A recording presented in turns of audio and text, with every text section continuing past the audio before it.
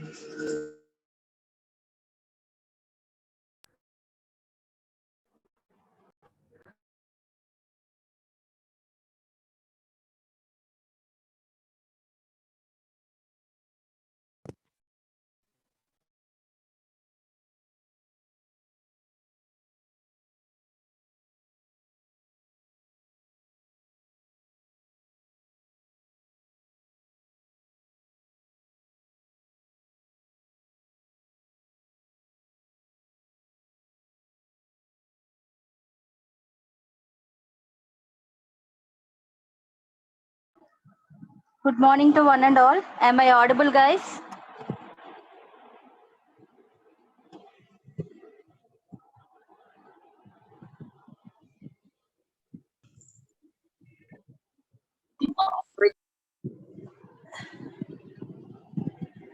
Okay, thank you.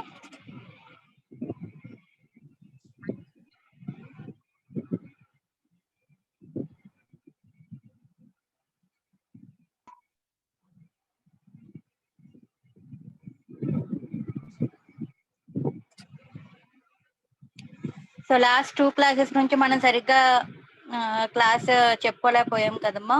So చూడండి, ఈ రోజు క్లాస్ లో 2 డైమెన్షనల్ ర్యాండమ్ వేరియబుల్స్ మీద ప్రాబ్లమ్స్ చేసుకుందాం.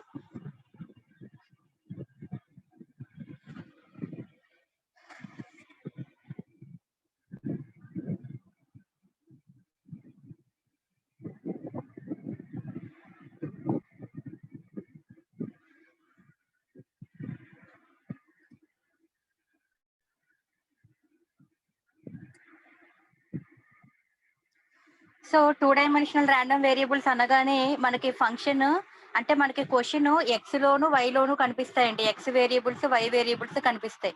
సో దాన్ని క్యాపిటల్ ఎక్స్ క్యాపిటల్ వై అంటాం. క్యాపిటల్ ఎక్స్ కి సంబంధించిన వాల్యూస్ నేమో ఎక్స్ స్మాల్ ఎక్స్ గా ఇండికేట్ చేస్తాం. క్యాపిటల్ వై కి స్మాల్ వైలు. అంటే ఎక్స్ కి ఇచ్చిన వాల్యూస్ ఉంటాయి చూడండి, వాటిని x1 తో x2 తో x3 తో అలా కంపేర్ చేసుకుంటాం అనమాట. అలాగే వైకి ఇచ్చిన వాల్యూస్ కూడా y1 y2 y3 అలా కంపేర్ చేసుకుంటాం. సో మనకి టేబుల్లో నువ్వు అబ్జర్వ్ చేస్తే ఎక్స్ కి సంబంధించి 0 1 2 కనిపిస్తున్నాయండి. ఓకేనా? అలాగే వై కి సంబంధించి 1 2 3 4 5 6 కనిపిస్తున్నాయండి. సో ఇది x0 వాల్యూనేమో మనం జనరల్ గా x1 అనమాట మాట్లాడేది. అలాగే 1 అంటే x2 నెంబర్ అనమాట, 2 అంటే x3 నెంబర్ అనమాట. అంటే మనకి ఇక్కడ క్వశ్చన్ లో x కి సంబంధించి 3 వాల్యూలు ఇచ్చాడు కదా, x1 x2 x3 అనమాట. అలాగే y కి సంబంధించి 6 వాల్యూస్ ఇచ్చాడు కదా, y1 నుంచి y6 వరకు ఇచ్చాడు అనమాట. సో ఇవి ఉన్నాయి చూడండి. ఈ ఫస్ట్ రోలో x0 అయినప్పుడు y1 అయినప్పుడు what is the probability value? 0 అనమాట. అలా వచ్చిందనమాట. అంటే x0 అనేది ఫిక్స్డ్ గా ఉంచి ఫస్ట్ రో గురించి మాట్లాడుతున్నానమ్మా. x0 దగ్గర y1 ఎంత ఇచ్చాడు? 0 ఇచ్చాడు టేబుల్లో. అలాగే మళ్ళీ x0 దగ్గర y2 0నే ఇచ్చాడు. మళ్ళీ x0 దగ్గర y3 1/32 ఇచ్చాడు. అలా కంపేర్ చేసుకోవాలమ్మా. x0 దగ్గర y యొక్క అన్ని వాల్యూలు ఇవన్నమాట. అలాగే x1 దగ్గర y కి సంబంధించిన అన్ని వాల్యూస్ ఇవి. అంటే x1 దగ్గర y1, x1 దగ్గర y2, x1 దగ్గర y3, x1 దగ్గర y4 అలా. అలాగే x2 దగ్గర మళ్ళీ y1, x2 దగ్గర y2, x2 దగ్గర y3, x2 దగ్గర y4 అట్లా. సో ఇలా టేబుల్‌ని అర్థం చేసుకోవడం ముందు రావాలని చెప్పాను. సో ఫస్ట్ కాలిక్యులేట్ చేయవలసింది P of X less than or equal to 1 value calculate చేయాలి. సో ఇదే ప్రాబ్లమ్‌ని వన్ డైమెన్షనల్ వేరియబుల్‌లో అడిగితే మనం ఎలా చేసేవాళ్ళం? P of X equal to 0 plus P of X equal to 1 అని చెప్పి ఇక్కడ ఇచ్చిన ప్రాబబిలిటీస్ మనం ఎడిషన్ చేసుకుని ఆన్సర్ చెప్పేవాళ్ళం కదా! సో కానీ ఇక్కడ 2 డైమెన్షనల్ వేరియబుల్స్ కాబట్టి ఎక్స్ అడిగినా కూడా ఎక్స్ నిన్ను ఏ వాల్యూ దగ్గర అడుగుతున్నాడో ఆ వాల్యూ దగ్గర వై యొక్క అన్ని వాల్యూస్ కి చేసుకోవాలన్నమాట. వై యొక్క అన్ని వాల్యూస్ కి చేసుకోవాలి నువ్వు ప్రాబ్లము. సో అసలు P of X less than or equal to 1 అంటే మీనింగ్ ఏంటి? P of X less than or equal to 1 అంటే P of X equal to 0 దగ్గర అంటే లెస్ దెన్ 1 అంటే టేబుల్లో ఎక్స్ 1 కన్నా చిన్నది ఉంది కదా 0 అని. అలాగే ఈక్వల్ టు 1 వరకు వ్యాలిడ్ అవుతుంది అనమాట. So p of x equal to 0 దగ్గర we have to check we have to take all y values అన్నమాట. So p of x equal to 0 దగ్గర y1 తీసుకోవాలి, y2 తీసుకోవాలి, y3 తీసుకోవాలి, ఎన్ని వైలు ఇస్తే అన్ని తీసుకోవాలండి. అప్ టు 6 వరకు తీసుకున్నా. మధ్యలో ప్లస్ ఉంది. p of x equal to 1 దగ్గర కూడా x1 దగ్గర y1 నుంచి y2 నుంచి y3 నుంచి సో ఆన్ y6 వరకు తీసుకోవాలమ్మా. సో ఇలా రాసుకోవడం రావాలి. అంతకు ముందు వరకు అయితే ఎక్స్ వరకే మాట్లాడేవాళ్ళం. ఇప్పుడు 2 డైమెన్షనల్ వేరియబుల్స్ కాబట్టి ఎక్స్ కి చేయమన్నప్పుడు వై అన్ని తీసుకోవాలి, వై కి చేయమన్నప్పుడు ఎక్స్ వాల్యూలన్నీ తీసుకుంటూ చేయాలి. సో ఇప్పుడు టేబుల్లో చూడండి x0 y1 వాల్యూ ఎంతండి? x0 దగ్గర y1 వాల్యూ ఎంతండి? x0 దగ్గర y1 అంటే 0 అండి. ఏమిలా x0 దగ్గరే y1, x0 దగ్గరే y2, x0 దగ్గరే y3 అంటే అర్థం ఏంటి? ఫస్ట్ రో ఉన్నయన్నీ రాసేసుకోవడమే లైన్ గా. చూడండి 0, 0, 1/32, 2/32, 2/32, 3/32 రాసేసేనా ఫస్ట్ రో. అలాగే మళ్ళీ x1 దగ్గర y అన్ని వాల్యూస్ కాబట్టి x1 దగ్గర వై అన్ని వాల్యూలు ఇవన్నీ యాడ్ చేసేసుకోవడమే. సెకండ్ రో ఎలిమెంట్లు అన్ని వేసుకునే లైన్ గా యాడ్ చేసుకోవడమే. అలాగే P of Y less than or equal to 3 అడిగాడు. Same process Y equal to 1 దగ్గర, 2 దగ్గర, 3 దగ్గర కండిషన్ చేసుకోవాలి. చూడండి వై ఈక్వల్ టు 1 దగ్గర చేస్తున్నా, but I can take all X values. Y equal to 1 దగ్గర x0, x1, x2 తీసుకున్నా. అలాగే వై ఈక్వల్ టు 2 దగ్గర x0, x1, x2 తీసుకున్నా. వై ఈక్వల్ టు 3 దగ్గర x0, x1, x2 తీసుకున్నా. సో మళ్ళీ టేబుల్ నుంచి వాల్యూ సబ్స్టిట్యూట్ చేసుకుని సింప్లిఫై చేసుకోవడమే. నెక్స్ట్ థర్డ్ బిట్ వచ్చేసి పి ఆఫ్ 2 అడిగాడు. P of X less than or equal to 1 comma y less than or equal to 3 అన్నమాట. So what is the meaning అంటే P of X less than or equal to 1 అంటే already we know that P of X equal to 0 plus P of X equal to 1 comma why కూడా చెప్పాడు కాబట్టి P of X equal to 0 దగ్గర Y less than or equal to 3 చెయ్యాలి. P of X equal to 1 దగ్గర Y less than or equal to 3 చేయాలండి. So ఇప్పుడు P of X equal to 0 దగ్గర Y less than or equal to 3 అంటే ఎన్ని రాసుకోవాలి నేను? y1, y2, y3 వరకు రాయాలి. మళ్ళీ P of X equal to 1 దగ్గర Y less than or equal to 3 వరకు రాయాలి. అంటే y1, y2, y3 రాయాలి. సో చూడండి x0 y1 అంటే టేబుల్లో వాల్యూస్ చూసుకుని మళ్ళీ టేబుల్లో వాల్యూస్ వేసేసుకుని సింప్లిఫై చేసుకుంటే ఈ వాల్యూ వచ్చేసింది third bit. So the fourth bit వచ్చేసి P of X less than or equal to 1 divided by y less than or equal to 3. ఇలా ఎప్పుడైనా డివిజన్ ఫార్మ్ కనబడితే కండిషన్ ప్రాబబిలిటీ ప్రకారం చేసుకోవాలి. ఆల్రెడీ స్టార్టింగ్ లో ఐ మీన్ ఈ concept చెప్పినప్పుడు condition probability definition కూడా చెప్పాను. సో డినామినేటర్ లో వై ఉంటే ఇక్కడ డినామినేటర్ లో వై వేసుకోవాలి ఫార్ములాలో అన్నాను. Already P of X less than or equal to 1, Y less than or equal to 3 ఇప్పుడే కనుక్కున్నాం కదండి. 9/32 వేసేసుకున్నాను. డివైడెడ్ బై లో P of Y less than or equal to 3 కాబట్టి 23/64 వేసుకున్నాను.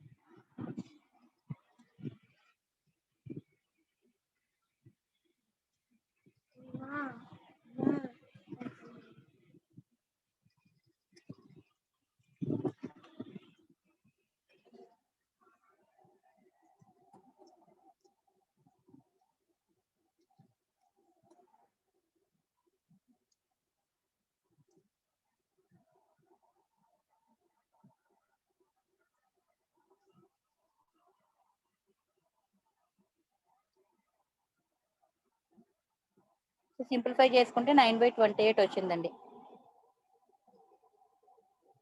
18/23 ఇది. ఫోర్త్ బిట్ దీనికి రివర్స్ అన్నాడు కదా అని దీన్ని రివర్స్ వేసేయకూడదమ్మా answer. P of y less than or equal to 3, x less than or equal to 1 అంటే ఆల్రెడీ చేసాం.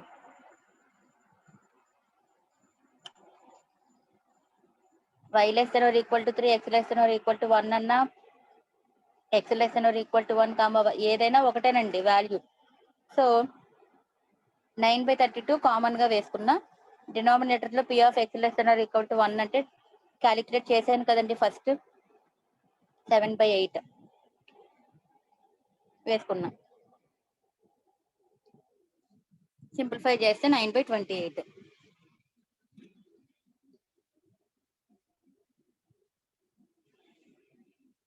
నెక్స్ట్ అండి ఎడిషన్. ఎక్స్ వాల్యూస్ వచ్చేసి 0, 1, 2, y వాల్యూస్ వచ్చేసి 1, 2, 3, 4, 5, 6. ఎక్స్ ని y ని యాడ్ చేస్తే వచ్చే వాల్యూ 4 అవ్వాలంట. 4 కన్నా చిన్నదే అవ్వాలంట. 4 కన్నా పెద్దది అవ్వకూడదు. X plus Y less than or equal to 4 అన్నాడండి.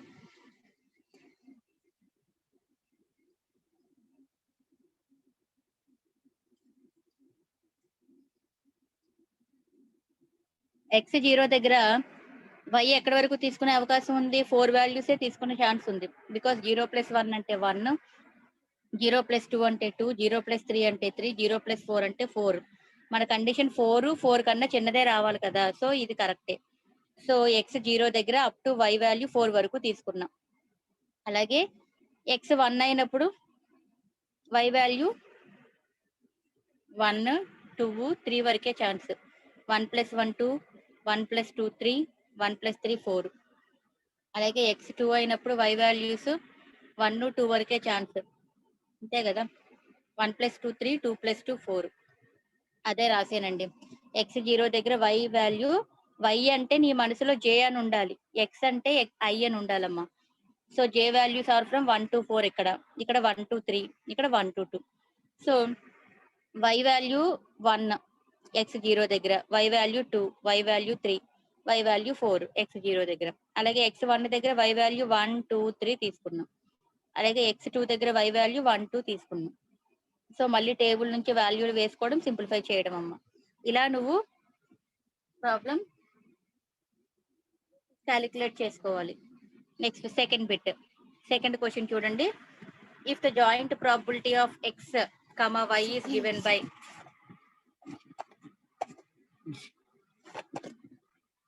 ఇక్కడ మనకి టేబుల్ ఇవ్వలేదండి క్వశ్చన్ లో.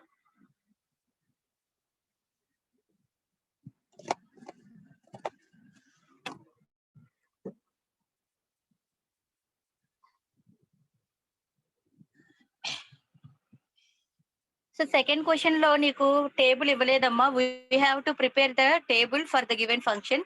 సో క్వశ్చనింగ్ ఎఫ్ ఆఫ్ ఎక్స్ వై లో ఇచ్చాడు, కానీ f of x y equal to x plus y by 30 అని ఇచ్చాడు కదండి. దీని పేరు ఏమంటున్నాడు? If the joint probability of x y is given by అంటే ఇది ప్రాబిలిటీ వాల్యూసే, కానీ మనం ఫంక్షన్ ప్రాబిలిటీ వాల్యూని డైరెక్ట్ గా చెప్పట్లా, ఇండైరెక్ట్ గా ఫంక్షన్ రూపంలో చెప్తున్నాడు. ఓకేనా అమ్మా? సో ఎక్స్ వాల్యూస్ ఏంటంట 0, 1, 2, 3 ఇచ్చాడు. y వాల్యూస్ ఓన్లీ 0, 1, 2 మాత్రమే ఇచ్చాడు. We have to calculate probability values. That means we have to frame the table అనమాట. So given f of x y ఇచ్చిన ఫంక్షన్ రాసుకోండి. ఎక్స్ 0 దగ్గర y 1 వేయండి ఫంక్షన్ లో. ఎక్స్ 0 y 1 వేస్తే 1/30, ఎక్స్ 0 y కూడా 0 నుంచే స్టార్టింగ్ కదా, y 0 starting number, y value 0 కదమ్మా. సో ఎక్స్ 0 y 0 పెడితే ఏమొస్తుందండి? 0 కదా వాల్యూ. సో చూడండి 0 వచ్చింది. మళ్ళీ అదే ఎక్స్ 0 దగ్గర y 1 వేయండి, వేస్తే 0 + 1/30 అంటే 1/30 అదిగోండి. అదే ఎక్స్ 0 దగ్గర y 2 వేయండి, అంటే 0 + 2/30 అంటే 2/30 అంటే 1/15 అని రాసుకున్నాడమ్మా. అలాగే మళ్ళీ ఎక్స్ 1 దగ్గర మొత్తం y వాల్యూలకు అన్ని చేయండి. ఎక్స్ 1 దగ్గర y 0 వేసి చేయండి. అలాగే ఎక్స్ 1 దగ్గర y 1 వేసి చేయండి. అలాగే x1 దగ్గర y2 వేసుకుని చేయండి. అలా సెకండ్ రో ఫిల్ అయిపోతుంది. మళ్ళీ x2 దగ్గర y0 వేయండి. x2 దగ్గరే y1 వేయండి. ఫంక్షన్ లో వేయాలమ్మా. x2 దగ్గర y2 వేయండి. ఇవన్నీ ఫంక్షన్ లో సబ్స్టిట్యూట్ చేయాలండి. చూడండి, వేస్తే మళ్ళీ థర్డ్ రో ఫిల్ అయిపోతుంది. x3 దగ్గర y0 వేయండి. ఏమవుతుంది ఫంక్షన్? 3 + 0/30 అంటే 3/30. 3/30 అంటే 1/10 కదండి, అదే రాసాడు చూడండి. మళ్ళీ x3 దగ్గర y1 వేయండి అమ్మా. అంటే 3 + 1/30 అంటే 4/30 అంటే 4/30 అంటే 2 2s are 15 2s are 2/15 వేసామమ్మా. మళ్ళీ x3 దగ్గర y2 వేయండి. సో 3 + 2/30 5/30 అంటే 1/6 అండి. చూసారా, వేసారు. అలా టేబుల్ ఫిల్ చేసుకున్నాం. నీకు డైరెక్ట్ గా టేబుల్ ఇచ్చాడు అనుకోండి అమ్మా, నువ్వు కండిషన్స్ ని ప్రూవ్ చేసేసుకుంటావు, ప్రాబ్లం చేసేస్తావు. టేబుల్ ఇవ్వలేదు అంటే నీకు క్వశ్చన్ లో ఫంక్షన్ ఇస్తాడండి. ఆ ఫంక్షన్ లో ఎక్స్ వాల్యూలు ఎక్కడి నుంచి మొదలు పెట్టమని అడిగాడో, వై వాల్యూలు ఎక్కడి నుంచి మొదలు పెట్టమని అడిగాడో కరెస్పాండింగ్ వాల్యూస్ అన్ని క్యాలిక్యులేట్ చేసుకోవాలమ్మా. సో ఇలా టేబుల్ తెచ్చుకోవాలి నువ్వే. వన్స్ టేబుల్ వచ్చేసిందండి, మనల్ని ఏం క్యాలిక్యులేట్ చేయమన్నాడు? ఫస్ట్ బిట్ p(x ≤ 1 2, y = 1 అంటుంది. అంటే ఇక్కడ ఇందాక క్వశ్చన్ లో, ఫస్ట్ క్వశ్చన్ లో ఇండివిజువల్ గా రెండు బిట్స్ అడిగాడు కదా. x ≤ 1 చేయమన్నాడు, y ≤ 3 చేయమన్నాడు. కానీ నాకు ఇక్కడ అలాంటి లెక్క ఏమి ఇవ్వలేదు. x y 2 dimensional random variables కాబట్టి 2 వేరియబుల్స్ తో ఉన్నదే ఇచ్చాడు. ఇందాకేంటంటే డివిజన్ రూల్ అడిగాడు కదమ్మా. ఇందాక డివిజన్ రూల్ అడిగాడు కదా, ఈ బిట్లు అడిగాడు కదా. ఈ బిట్లు అడిగాడు అంటే మరి ఇండివిజువల్ గా ఇవి కనుక్కోవాలి కదా. p(y ≤ 3, p(x ≤ 1). సో ఎప్పుడైనా కండిషనల్ ప్రాబిలిటీ మీద అడిగాడు అంటే కనుక ఇండివిజువల్ గా ఫస్ట్ లెక్క ఎలా అడిగాడో అలా అడుగుతాడండి. అవి కూడా చేసుకోవాలి మనం. సో చూడండి, p(x ≤ 2, y = 1 దగ్గర క్యాలిక్యులేషన్ చేయాలి. x ≤ 2 అంటే మీనింగ్ ఏంటండి? x వాల్యూస్ 0 నుంచి 1 నుంచి 2 అప్ టు 3 వరకు ఇచ్చాడు. <2 అంటే ఈ 3 వాల్యూలు వస్తాయి కదండి. సో x = 0, x = 1, x = 2 అన్నమాట. మనం ఏం చేయాలి? ఈ x వాల్యూస్ దగ్గర y = 1 కూడా తీసుకోవాలి. సో x0 దగ్గర y1 తీసుకున్నాను, x0 దగ్గర y1 తీసుకున్నాను, x2 దగ్గర y1 తీసుకున్నా. x0 దగ్గర y1, x1 దగ్గర y1, x2 దగ్గర y1. సో ఏంటండి x0 y1 దగ్గర టేబుల్? x0 y1 అంటే 1/30. చూసారా, వేసుకున్నాను. మళ్ళీ x1 y1 అంటే 1/15. మళ్ళీ x2 దగ్గర y1 అంటే 1/10. సో ఈ 3 వేసుకుని సింప్లిఫై చేసుకుంటే 1/5 వచ్చిందండి. నెక్స్ట్ కండిషన్ ఏమడిగాడు? p(x > 2, y < ≤ 1). గ్రేటర్ దాన్ 2 అంటే ఏమున్నదండి మనకి? ఎక్స్ వాల్యూలు 0 1 2 3 కదా. గ్రేటర్ దాన్ 2 అంటే ఈ 3 రావు కదమ్మా, ఓన్లీ 3 ఒక్కటే వస్తుంది కదా. చూడండి, p(x = 3 ఒక్కటే వస్తుంది అనమాట. సో p(x = 3 దగ్గర I have to take y < <1 వాల్యూలన్నీ తీసుకోవాలి. y < 1 అంటే y వాల్యూలు ఎక్కడి నుంచి మొదలండి? 0 1 2 కదా. < 1 అంటే 0 వస్తుందండి, 1 కూడా వస్తుందండి. అంటే x = 3 దగ్గర y0 చేయాలి. ఇప్పుడు నేను x = 3 దగ్గర y1 కి తీసుకోవాలన్నమాట. అర్థమవుతుందా అమ్మా? కండిషన్ రాసుకోవడం తెలిస్తే టేబుల్లో వాల్యూలు సబ్స్టిట్యూట్ చేసుకోవడం, క్యాల్సిలో క్యాలిక్యులేట్ చేసుకోవడం, ఆన్సర్ వేయడం. So p(x = 3, y = 0). x3 దగ్గర y0 అంటే ఈ కాలం చూడాలండి, 1/10 వేసుకున్నా. మళ్ళీ x3 దగ్గరే y1 అండి, అంటే ఇది 2/15. సో సింప్లిఫై చేసుకుంటే 7/30 వచ్చింది. ఇలా సెకండ్ బిట్ ప్రూవ్ అయిందమ్మా. నెక్స్ట్ థర్డ్ వన్ ఏంటి? p(x > y) అంటండి. అంటే y కన్నా x పెద్దదే ఉండాలి. y కన్నా x ఎప్పుడు పెద్ద నెంబరే ఉండే కేసెస్ అన్ని తీసుకోవాలి, తప్పదు.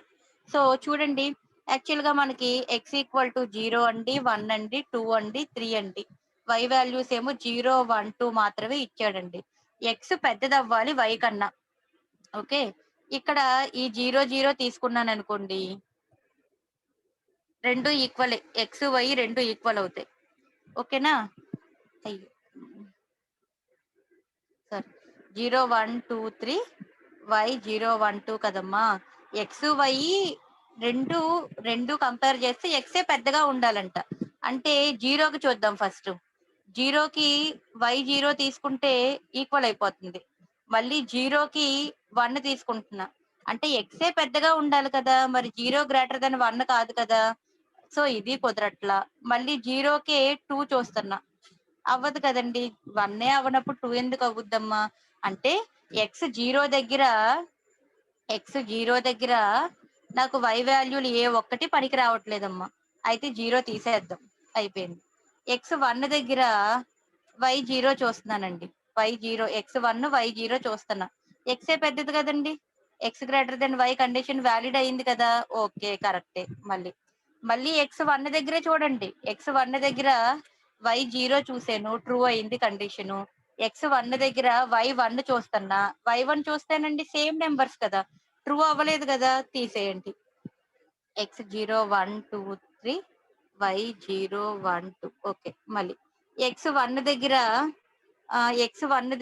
వై 0 ఓకే అయిందండి. ఎక్స్ 1 దగ్గర వై 1 ఈక్వల్ ఎక్స్ 1 దగ్గర వై 2 అంటే ఎక్స్ 1 దగ్గర వై వాల్యూ 2 అంటే ఎక్సే పెద్దగా ఉండాలిగా మన క్వశ్చనింగ్ లో.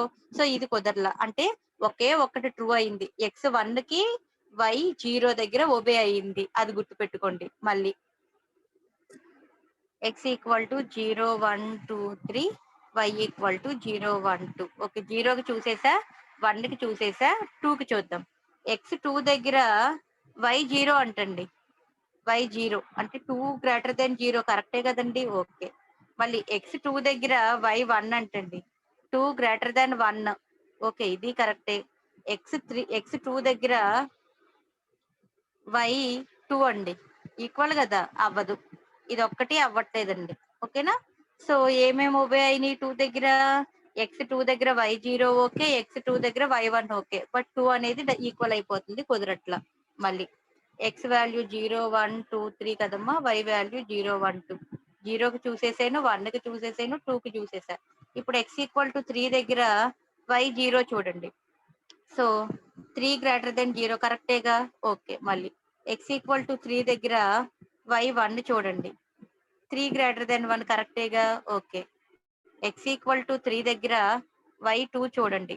3 గ్రేటర్ దెన్ 2 కరెక్టేగా. అంటే ఎక్స్ 3 దగ్గర వై యొక్క అన్ని వాల్యూలు ఓకే అవుతున్నాయి. అంటే కండిషన్ ఓకే చేస్తున్నాయి, ఒబే అవుతుంది అనమాట కండిషన్. చూడండి అవే రాశాను. ఎక్స్ 1 దగ్గర వై 0 ఒబే అయింది, ఎక్స్ 2 దగ్గర వై 0 ఒబే అయింది. ఇక్కడ ఇది రాసేసారమ్మా, ఇది రాయాలి. ఎక్స్ 2 దగ్గర వై 0 అయిందిగా మనకి. ఎక్స్ 2 దగ్గర వై 0 ఒబే అయింది, ఎక్స్ 2 దగ్గర వై 1 ఒబే అయింది కదా. ఇది రాసేసారు. ఇది 3 దగ్గర రాసుకుందాం. వీళ్ళు ఇక్కడ రాసేసారు 2 కండిషన్, ఇది 2 కండిషన్ కదా, ఎక్స్ 2 దగ్గర కండిషన్ కదా, ఇక్కడ రాసేసుకోండి ఇది. మళ్ళీ ఎక్స్ 3 దగ్గర వై 0 ఒబే అయింది, ఎక్స్ 3 దగ్గర వై 1 ఒబే అయింది, ఎక్స్ 3 దగ్గర వై 2 ఒబే అయింది. So from the table substitute the values. ఏంటి? X 1 y 0, x 1 y 0 1/30.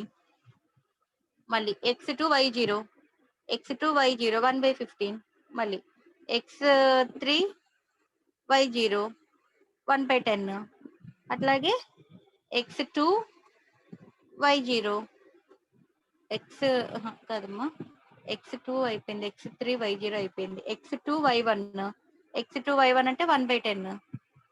మళ్ళీ ఎక్స్ 3 వై 1, ఎక్స్ 3 వై 1 అంటే 2/15. మళ్ళీ ఎక్స్ 3 వై 2 అంటే ఎక్స్ 3 వై 2 అంటే 1/6. అలా అన్ని వాల్యూలు వేసుకున్నామా లేదో చూసుకోండి అమ్మా, కంగారు పడుతూ వేయొద్దు. సో సింప్లిఫై చేసుకుంటే 3/5 వచ్చింది. So X greater than Y అన్నాడు కాబట్టి ఇలాగా, వై గ్రేటర్ దెన్ ఎక్స్ అంటే కూడా చేయగలగాలమ్మా. ఓకేనా. లేదా ఎక్స్ లెస్ దెన్ వై అన్నా చేయగలగాలి, వై లెస్ దెన్ ఎక్స్ అన్నా చేయగలగాలి. ఒక కండిషనే చెప్పారు మీరు, ఎక్స్ గ్రేటర్ దెన్ వై చెప్పారు, ఇంకా లెస్ దెన్ లో చెప్పలేదు, నేను చేయలేను అంటే కుదరదండి. సో గ్రేటర్ దెన్ వై ఇచ్చాడు, వై గ్రేటర్ దెన్ ఎక్స్ అన్నా చేయాలి, ఎక్స్ లెస్ దెన్ వై అన్నా చేయగలగడం రావాలి, వై లెస్ దెన్ ఎక్స్ అన్నా చేయడం రావాలి. నెక్స్ట్ అమ్మా, సో చూడండి next bit, fourth bit, P of X plus Y equal to 4. ఇందాక ఫస్ట్ లెక్కలో చెప్పానా, last bit P of X plus Y greater less than or equal to 4 అనే condition చేసాం కదా. సో అట్లాగే ఇక్కడ P of X plus Y 4 అవ్వాలంట. అంటే ఎక్స్ వాల్యూని వై వాల్యూని యాడ్ చేస్తే 4 వచ్చేవన్నీ తీసుకోవాలి. చూద్దాం. ఎక్స్ వాల్యూ 0, 1, 2, 3, వై వాల్యూ 0, 1, 2ని ఎక్స్ 0 దగ్గర చూద్దాం. ఎక్స్ 0 దగ్గర 0 ప్లస్ 0 అంటే 0 ఈక్వల్ టు 4 రావాలి. 4 వచ్చేదే చూడాలి. అంతేగాని less than or equal to 4 అనలా ఇక్కడ. Less than or equal to 4 అంటే 1 0 తీసుకుంటాం, 1 తీసుకుంటాం, 2 తీసుకుంటాం, 3 తీసుకుంటాం, 4 వరకు తీసుకుంటాం. కానీ ఈజ్ ఈక్వల్ టు 3 అంటే ఈజ్ ఈక్వల్ టు 4 అంటే ఒక్క 4 చూస్తే చాలు కదా. సో 2 యాడ్ చేసి 0 ప్లస్ 0 కాదండి. అలాగే 0 ప్లస్ 1 4 రాలా, 0 ప్లస్ 2 4 రాలా, అయిపోయింది. 0 కేస్ అయిపోయింది. మళ్ళీ 1 ప్లస్ 0 రాదు 4, 1 ప్లస్ 1 రాదు, 1 ప్లస్ 2 రాదు. ఓకే అయిపోయింది అది కూడా. 2 ప్లస్ 0 రాలా 4, 2 ప్లస్ 1 3, 2 ప్లస్ 2 వచ్చిందండి. 2 ప్లస్ 2 4 వచ్చింది. ఓకే ఇది ఒకటి ఉంచుదాం. మళ్ళీ 3కి చూద్దాం. 3 ప్లస్ 0 రాలా, 3 ప్లస్ 1 వచ్చిందండి. 3 ప్లస్ 1 4 వచ్చింది. 3 ప్లస్ 2 5 కుదరలా కదా.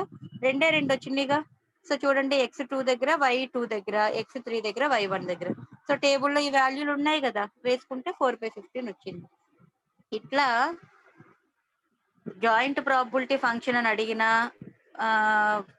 Find the probability distribution function ఎలా అడిగినా నీకు క్వశ్చనింగ్ లో ఎక్స్ వై వేరియబుల్స్ ఉన్నాయి అంటే మోడల్ అయితే ఇంతేనమ్మా. ఇంకోటి చూద్దాం.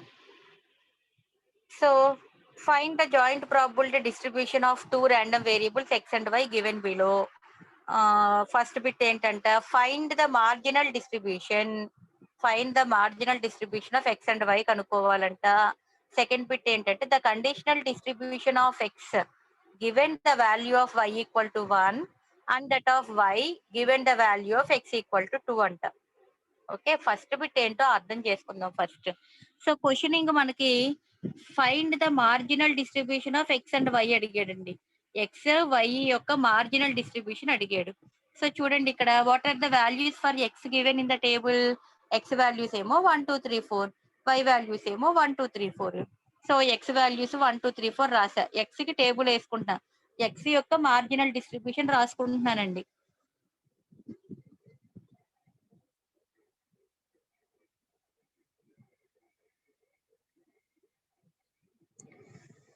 సో ఎక్స్ అంటే ఇక్కడ నీకు ఎక్స్ అంటే